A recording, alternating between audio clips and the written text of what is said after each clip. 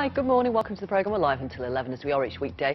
Do you live in a newly built home where the cement in between the bricks is kind of disintegrating? If you do, that is a shocker. Do let us know. We've got an exclusive report for you in a few minutes' time. We definitely want your experiences. Use the hashtag Victoria Live. And if you're emailing and are happy for us to contact you and want to take part in the programme, do include your phone number in your message. If you text, you'll be charged at the standard network rate. And before that, let's bring you a summary of the day's news so far with Anita. Morning. Morning, Victoria. Thank you very much. Good morning, everyone. Millions of O2 customers in the UK are experiencing problems using data and 4G services this morning. Users are unable to access the internet without a Wi-Fi connection. In the past few minutes, O2 has said a global software problem from a third party is to blame, and other operators around the world are also affected. The Victoria Derbyshire programme has discovered that hundreds of new-build properties across the UK have been constructed using weak mortar that doesn't meet recommended industry standards. There are reports of homes with the fault on at least 13 housing estates. The investigation has also heard that some homeowners have been asked to sign gagging orders to claim compensation. The industry says mortar performance is a complex issue and can be affected by a number of factors. And you can see the full report on this story in the next few minutes. The UK's top gambling companies have voluntarily agreed to stop advertising during live sporting broadcasts. The Remote Gambling Association, which includes Bet365, Ladbrokes and Paddy Power, came under political pressure over how much betting advertising is on TV. It's believed the ban could be enforced as early as later this month. Police investigating extreme right-wing activity in the UK have made 3 arrests. A 21-year-old man and 2 teenagers were detained in Bath, Portsmouth and London on suspicion of terrorism offences as part of a pre-planned operation. Their homes are being searched alongside a property in Leeds. Ministers are promising to give new rights to people who are detained because they have severe mental health problems. A major review has found the current laws in England and Wales are out of date. The independent report also says patients should never be held in police cells or taken for treatment in police cars. Theresa May has suggested that there may be a role for Parliament in deciding one of the most controversial areas of her Brexit plan once Britain has left the EU. The Prime Minister told the BBC that MPs could have a say in whether to extend a transition period or apply what's known as the backstop, which guarantees there'll be no customs checks at the Northern Irish border. Her opponents fear the fallback arrangements would tie the UK to EU rules indefinitely. I'm listening to colleagues' concerns around this issue, this aspect of our withdrawal, which is the backstop. Now, the backstop is our guarantee to the people of Northern Ireland. It's a guarantee about not having a hard border between Northern Ireland and Ireland. But I recognise there are concerns from colleagues about the role of Parliament, about the sovereignty of the UK in relation to that issue. So I'm talking to colleagues about how Parliament might have and how we can look at Parliament having a role. The Prime Minister. The fashion retailer Ted Baker has appointed a law firm to carry out an independent investigation into allegations of harassment against its chief executive. Ray Kelvin is accused of enforcing what's been described as a hugging culture. The firm made the announcement while reporting a dip in sales in the last quarter. The company says the investigation will be professional, impartial and move at pace. And that's the latest news. Back to you, Victoria. Thank you very much. About his new build. In 2014, water was seen coming through our ceiling above the window in the main bedroom of our new build home. After an inspection, it was found that the mortar on the ridge tiles was so porous that rainwater was coming through onto the roof felting and then eventually into the bedroom. The whole roof had to be stripped, new felt, remortared ridge tiles, replacement of original tiles.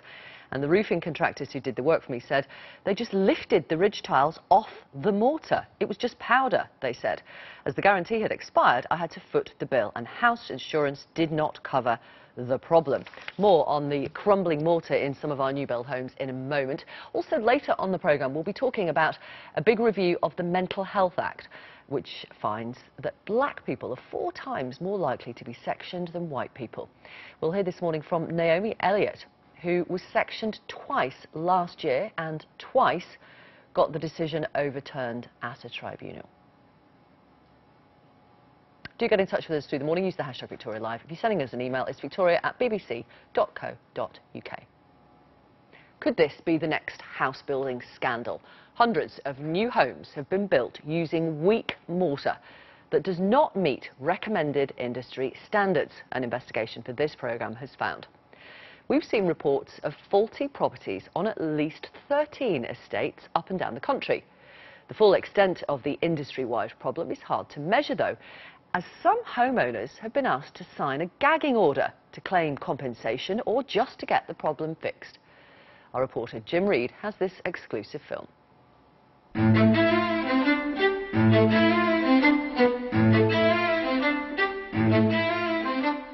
Last year, more than 200,000 new homes were built, the most since the financial crisis.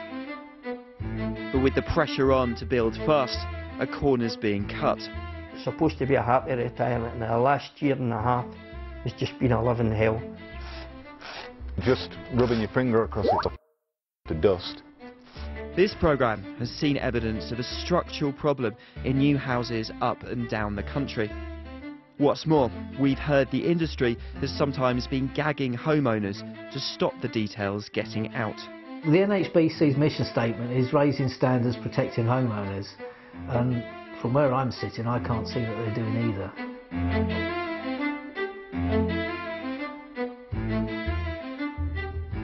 In these ones here, the bedding, there's nothing there, the mortar's completely disappeared. An estate near Glasgow. And you can see the insulation in here too. Vinny bought this house 6 years ago. When we filmed, the mortar in his side wall was being replaced. Just as I touch it, it's coming out. When he moved in, there were small problems, cracks in the plaster and so on. Then he was watching TV when he says he heard 2 loud bangs. I went out to put stuff in my bin in the morning, and as I opened the bin lid and put the stuff in, stuff fell in my head. When I went like that, it was sand, and I looked at the bins and there was bigger bits of sand and mortar, and I looked up. That's when I seen what I seen. The mortar was falling out. He complained to the home builder Taylor Wimpey. He spoke to the NHBC, that's the industry body which guarantees his new home. NHBC arranged for a company to take mortar samples. The bricklayer says to his boss, "Look at this, Harry, this is the worst I've ever seen." Those test results showed the substance sticking the bricks together, the mortar, appeared to be far weaker than it should have been. I never put the mortar in. I'm the guy who retired and decided to buy a new build house. I would never buy a new build house again. Campaigners say this is not the typical minor problem or snag you can expect with a new home, but a serious structural fault. Mortar used in housing is made up of these 3 basic ingredients. You've got sand, lime and here cement. And in most parts of the country this is the sort of ratio you should see, so that's 1 part cement to 5.5 parts sand. But we've seen some test results come back showing the amount is much higher, in some cases more than double the amount of sand. And experts say that is going to leave the mortar much weaker than it should be. Where a house builder benefits is... Dr. Graham True has already represented other homeowners with this sort of problem. And if this is too weak here, what's the implication for the house? Well, if it's too weak, it's not going to be durable, it's not going to withstand erosion, it's not going to withstand the weathering that's going to come across it. If I were that owner, my concern was if I ever wanted to sell that house, and a search was done and it was found out by a surveyor that it had this issue, then the property value could be significantly reduced. So why is this happening? Well, construction experts say one reason could be a switch across the industry to a new type of factory mixed mortar, which might pass a test in a laboratory, but not always be strong enough in the real world. This is the front. Vinny, now in his 70s, lost his wife 15 years ago and now lives on his own. After those tests, the NHBC, the body that guarantees his house, did accept that something was wrong. Repair crews came and went, but Vinny says the problem was never fully fixed. This is my house, this is inheritance to give to my kids, and I'm retired. It's supposed to be a happy retirement, and the last year and a half has just been a living hell. Do you regret ever buying this place? Yes, I do. I wish I was still in my old house. After 18 months, the NHBC did finally buy Mr Fassione's whole house back off him. In a statement it said, "Unfortunately, the performance of the contractor we employed to repair the property was not good enough, and so, in consideration of Mr Fassione's personal circumstances, we offered to buy it. We did not buy the property because of the original mortar erosion." And the home builder Taylor Wimpey said, "We would like to sincerely apologise to Mr Fascione for the issues he experienced with his home. On those occasions where issues do arise, we endeavour to resolve them as soon as practically possible." Housing campaigners, though, say this problem is far from a few isolated cases. We've seen reports of failing or weak mortar in new houses built by different companies from Scotland to Sussex. In one estate in the Scottish borders, it's thought almost 100 properties are affected. Same problem, same cable tie, 12 inches, goes all the way through. The builder said there is no structural risk and it has agreed to repair the homes that need it. If this weak mortar problem can be found throughout the country, then why do we not know more about it? Well, time and time again, we've heard from people who say they've been told by their lawyers not to speak out. In some cases, the problem has been quietly fixed or the house even bought back, but only if they agree not to tell anyone else about it.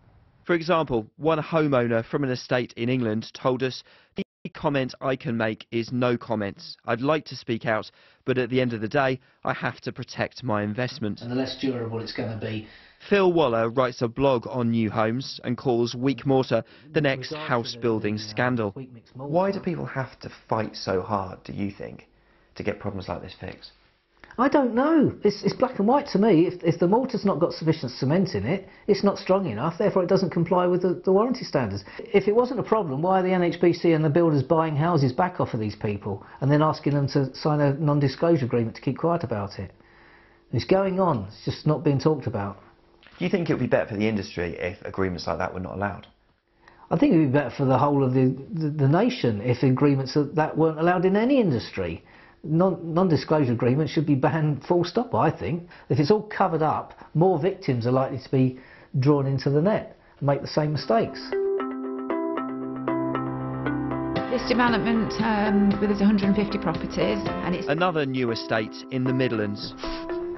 It just reduces straight down. William Austin moved in with his wife just last year. It wasn't long before they noticed a familiar problem with the garage wall. The mortar, when we found it, is very soft and flaky, so just rubbing your finger across it, as you can see here, it pulls off to dust. The house builder first said everything was fine, so William paid for his own test, which again appeared to show the mortar is weaker than it should be. It's pretty much like steel. You shouldn't really be able to flake it away by rubbing across it. Even something like a screwdriver, running a flat-headed screwdriver across it, will only leave a very, very faint scratch mark. But here you can see it's just grinding in. An independent review later found there was a problem and the builder has agreed to fix that wall. The worry now is that other parts of his new home might have the same fault. You can see there's a hole between the brick, so you can see that's just weak, crumbling. Mr Austin has now hired his own surveyor who is recommending more tests. The builder Barrett's apologised but said it does not accept the mortar used on the estate was below standard and tests showed every batch met the necessary specifications. The major concern is the fact that in a few years' time we could face serious structural issues that are going to cost, you know, a lot of money to put right. So the only option that we really have is some other form of mediation or taking a legal approach, taking the matter to court. You might have to go to court, you think? Yeah, we absolutely will be going to court. But legal action can be expensive. After years of campaigning, the government has now agreed to appoint a new Homes Ombudsman to try to sort out problems like this. He or she, though, is unlikely to start work for at least another year. In the meantime, any unhappy home buyers out there are left very much fighting their own corner. Jim Reid reporting. Schieffer on Twitter says, as someone who's worked on housing developments and seen how they are built, I would 100% not want to live in one. Andrew on Facebook says this is happening all over the country. I'm a bricklayer with 20 years experience, and since we've moved to pre-mixed mortars, I've personally witnessed pre-mixed turning up without any cement on numerous occasions. I've walked off many sites because after notifying the site manager of faulty mortar, I was told to carry on and not to say anything. This is widespread behaviour because meeting targets is more important than quality. Adrian on Facebook says, we had the same problem on our whole development. We all had to threaten legal action until they caved in and replaced the mortar on 10 houses. I've been talking to Amy Williams, who's had lots of issues with her new build home, including a condemned boiler and no soundproofing on her house. And also Steve Turner. He's from the Home Builders Federation, which is the body that represents house builders. What's his reaction to our investigation? Well, we don't know. I don't know. I'm not aware of the specific cases, obviously. Mortar is well regulated through suppliers to house building sites. There's very comprehensive quality assurance tests done by the suppliers. There's very few instances that we're aware of that defective mortar has been used. It's not a common issue in the slightest. And clearly, in those circumstances where it has been used, there's an obligation on the builder to fix the issues under the guidance from a structural engineer. Well, we've heard about new build properties in at least 13 housing estates from parts of Scotland to Sussex. And, quote, retired construction manager Phil Waller told us this is both widespread and very serious. Well, certainly don't accept that. We've spoken to a number of builders in the past week. Most have had no issues with mortar whatsoever. Those that have, it's on a very limited number of sites. There is defective mortar. You can scrape this stuff out from in between the bricks. Well, clearly I'm not able to see whatever you've got. If that is the case, then it's the builder's responsibility to go in and with the structural engineer to fix the issues that you say exist. Why is it happening at all, do you think? Well, we're building hundreds of thousands of homes a year. The vast majority of people who buy and purchase a new build home are happy with their home. Of course, when you're building so many of any product in all weathers, using a range of trades and range of materials, there's going to be a number of instances where there are issues. Why are there going to be some cases where there are problems? Why should we accept that? Well, it's not about accepting it. It's just, unfortunately, when you're building over the past few years, and I'm sure some of the cases you've got have been built, not this year, but over the past few years, we've built millions of new homes. When you're building millions of any product, especially something as complex as a house, there is unfortunately going to be a very small number of instances where things do go wrong. In those instances, there's a clear process for the builder to address the issues and fix them to the satisfaction of the customer. What do you think about some companies asking people who've bought new builds and found problems with them to sign non-disclosure agreements? That's not something we're aware of. That's obviously something to do between the customer and the builder. Is it okay? Is it appropriate? It's something that's volunteered between both parties, sometimes at the behest of the individual's solicitor, to protect both parties. It's not something we're aware of. I don't think they are widely used in the slightest.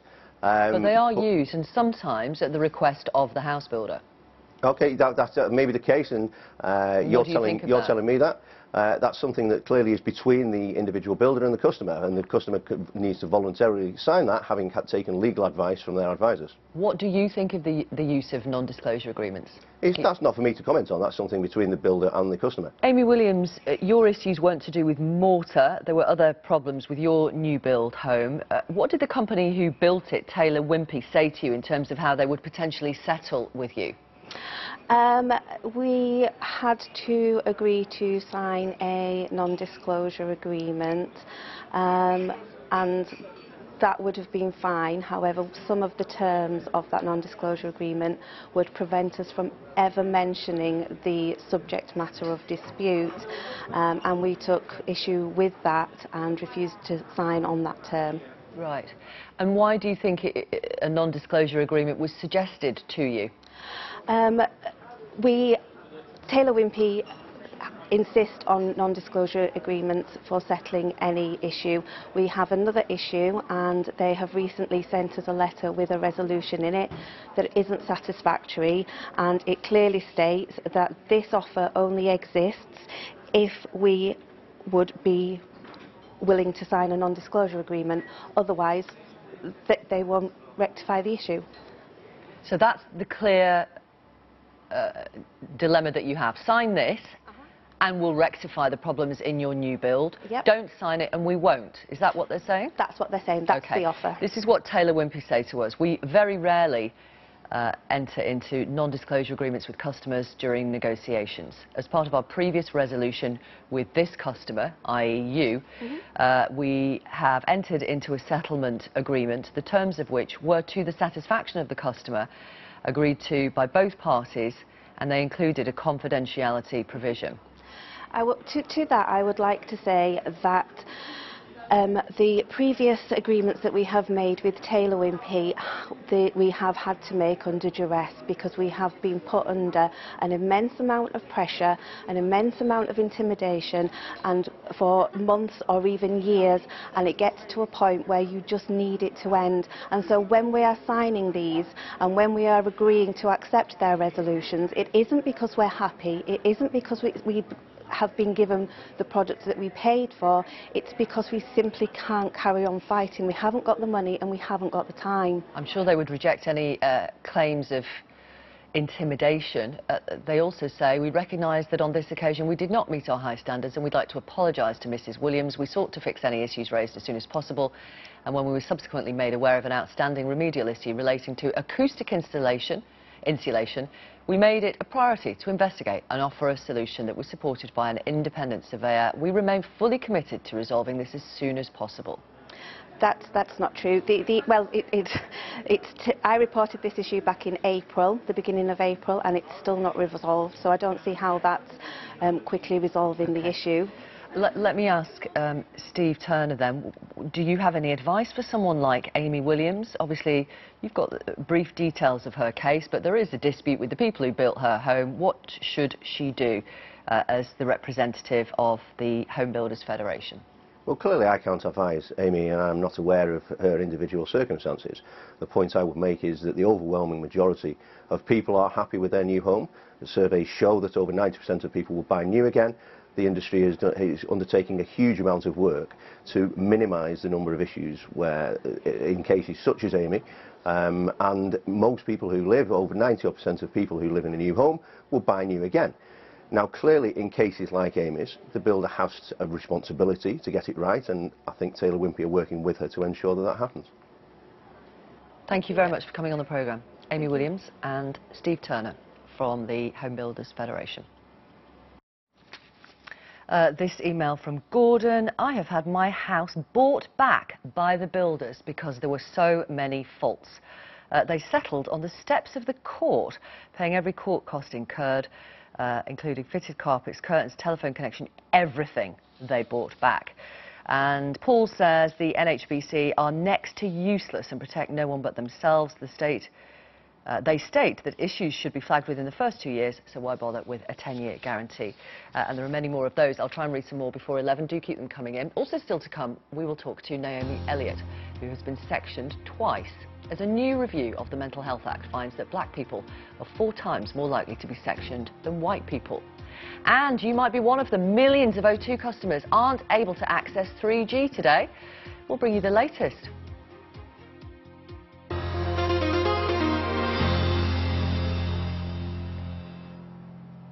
The Prime Minister said this morning that she won't delay the crucial parliamentary vote on Brexit next Tuesday, where she's facing a strong possibility of defeat.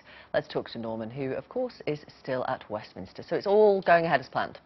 It's going to happen on Tuesday. Downing Street have now confirmed it's not going to be shelved. There was a lot of speculation about, because Mrs May was heading into what looks like a brick wall in terms of the votes, you might think, I'll just put it off for a bit and see if I can make a bit of progress in winning over critics. So she's going to go for it on Tuesday. The second interesting thing today, I don't know if you're a fisher person, Vic, but you know when people land a great big fish, very often the fish sort of thrashes about and goes up and down the river and all over the place to try and avoid being hauled in. That's kind of, I think, what Mrs May is doing at the moment, because she is pretty much on the hook of this Northern Ireland backstop, which we have talked ad nauseam about, but really is what is holding up any sort of breakthrough for Mrs May.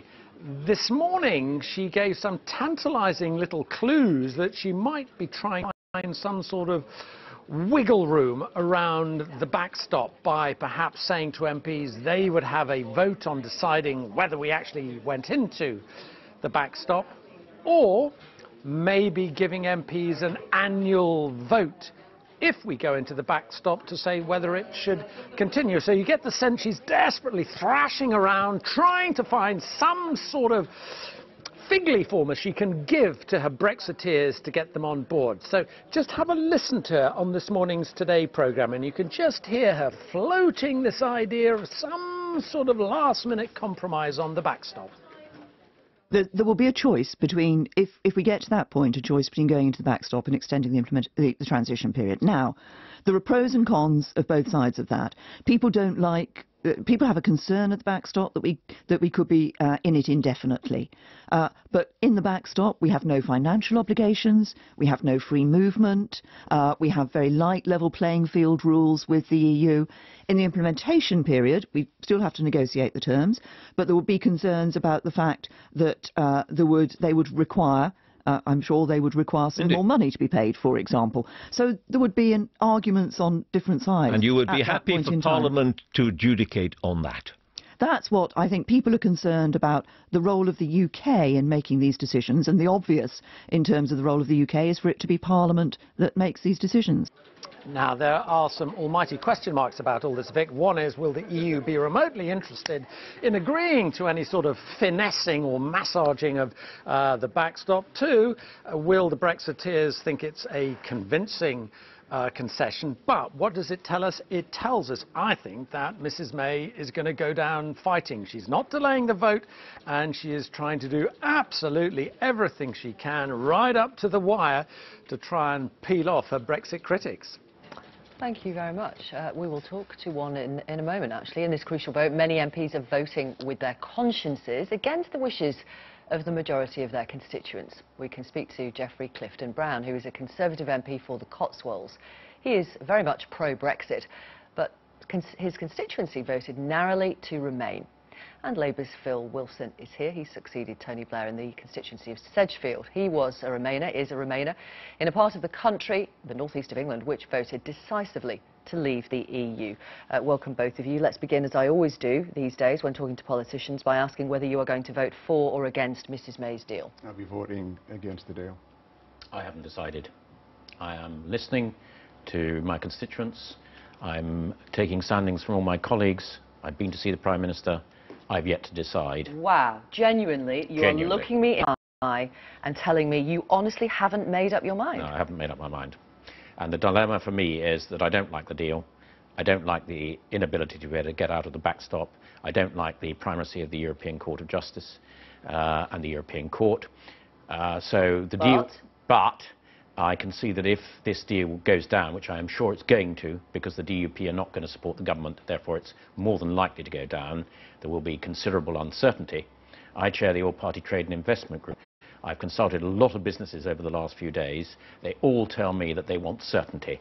Voting this deal down will provide uncertainty and the possibility of a no deal.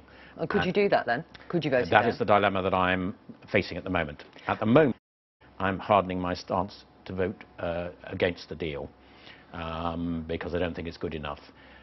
So I think the Prime Minister needs to go back to Brussels and see, if she loses the vote next Tuesday, to see how she can clarify or renegotiate the backstop provisions. And the concession that Mrs May made on the radio this morning, that MPs could be offered a vote at the end of the transition period, so December 2020, a vote on whether to go into that controversial backstop scenario or whether in the transition period, that is not enough to get you over the line and vote for her? No, I think it makes the situation worse, because it extends that uncertainty.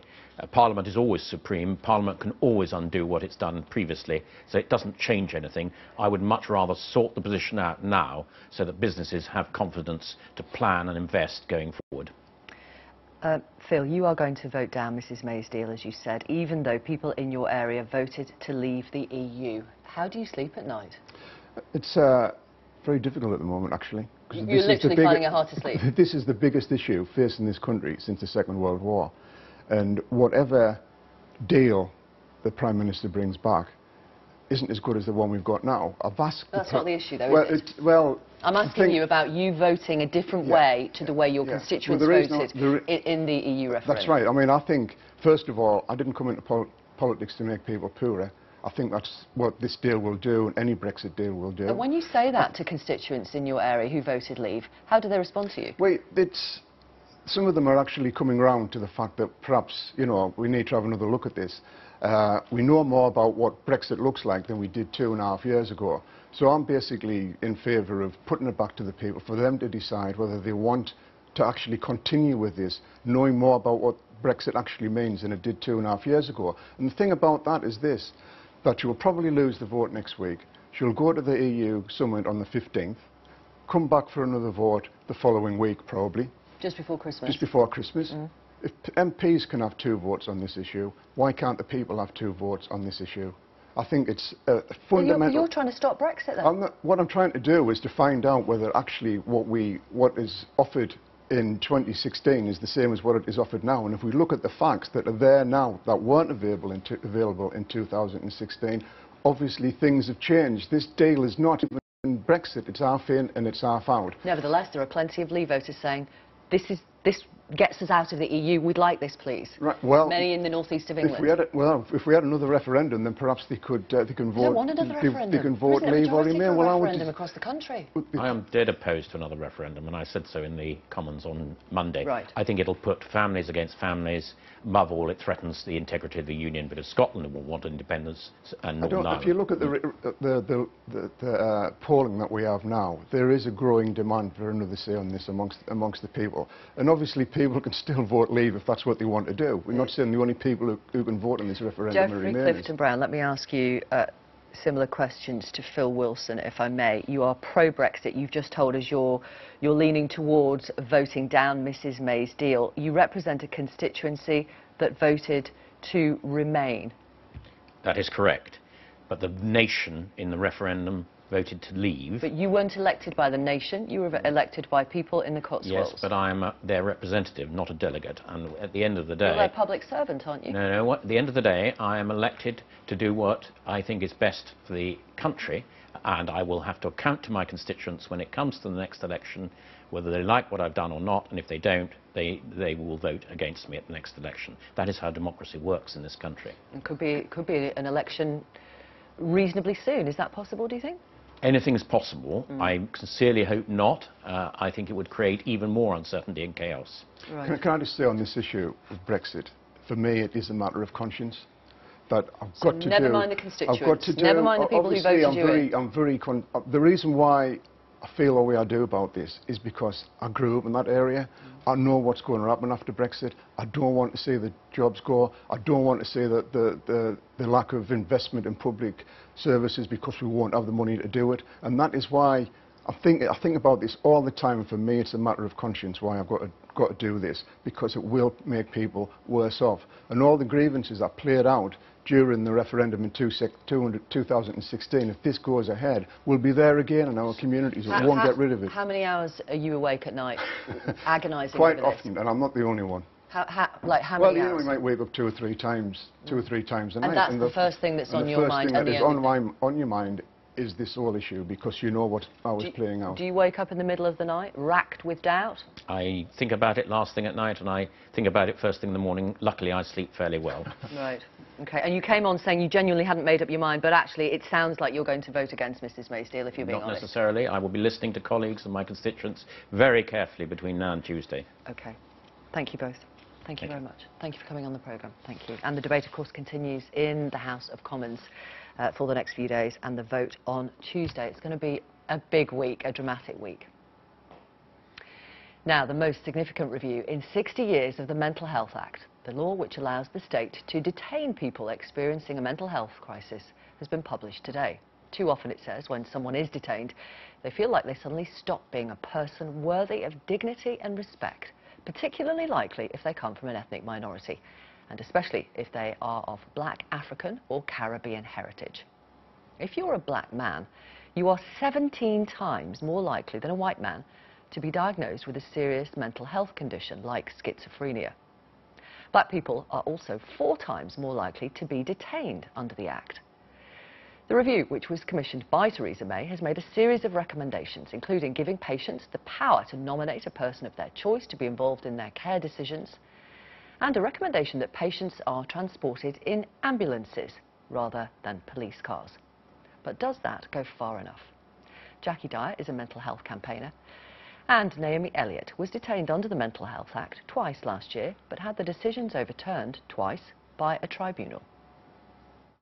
Naomi, I want to talk to you about your experiences. You were detained under the Mental Health Act twice last year. Yeah. The first time was after a family row. Yeah. And the next door neighbour called the police. Police came, they arrested you, and they took you to hospital. Yeah, to Not general. a police station. No, they didn't take me to the police station. They actually asked me, did I want to go with the police or did I want to go with the hospital? And because I'd had quite a harsh treatment from the police, I didn't want anything to do with them. So it literally just been like, I'm going with the hospital. There was no clarity of the experience that I was going through. I didn't know what the process was that they were evaluating me for mental health. I didn't even know when I had got sectioned that I was sectioned. Why did you think you were being taken to the hospital? Just kind of being checked out because we did have a row, well, a fight, and because of the police as well, I had a lot of. So I was just thought it was just a checkup, just to see if I was actually okay, because it was quite a traumatizing experience.